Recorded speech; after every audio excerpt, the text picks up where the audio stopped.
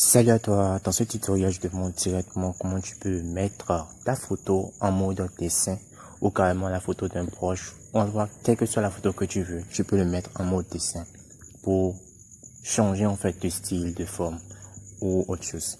Cela va se passer directement dans l'interface de ChatGPT. Pour ceux qui n'ont pas l'application, je vais mettre ça dans ma bio, dans ma description, vous pouvez télécharger ça rapidement. Donc sans pour autant plus tarder, on va commencer le tutoriel. En allant directement dans l'interface de ChatGPT, vous allez voir à quoi ça ressemble.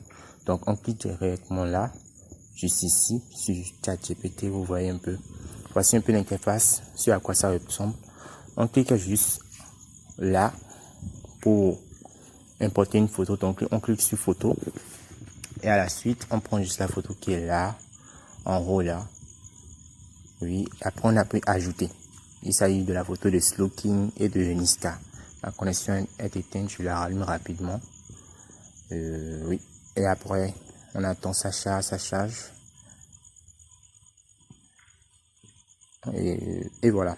Donc la question, ou bien ce qu'on doit dire pour envoyer ça à ChatGPT, c'est ceci. On va lui dire de mettre cette photo en mode Ghibli Studio. Mais carrément, on écrit quelque chose du genre. Donc, on prend ça et on envoie. Après avoir envoyé, on attend un peu, on patiente. Vous allez voir, on patiente. Ça va sûrement mettre démarrage. Effectivement, ça met démarrage. Donc, on patiente un peu. Ça écrit, lot of people are creating images right now. So, this may take a bit. Cela voulait simplement dire que ChatGPT nous dit qu'il y a beaucoup de personnes qui sont en train de créer des images actuellement et que ça pourra prendre beaucoup de minutes. Donc, il va falloir patienter. Patienter pour pouvoir, avant de pouvoir voir l'image, avant que ChatGPT nous génère l'image.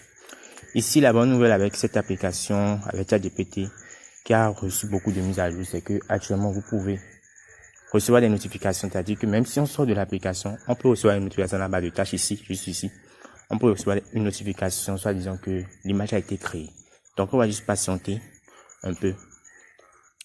Et directement, vous voyez déjà en haut, vous voyez, il nous a déjà envoyé une notification à l'instant que l'image a été déjà générée, a été déjà créée et on peut visualiser ça. Donc, on clique sur ça.